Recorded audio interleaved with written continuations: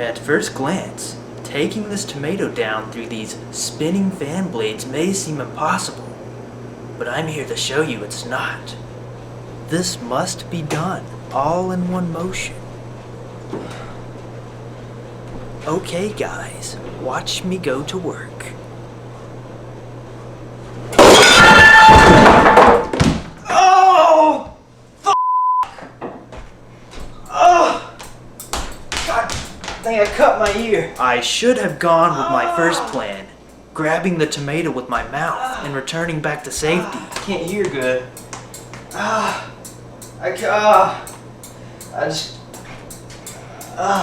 Shit. Oh.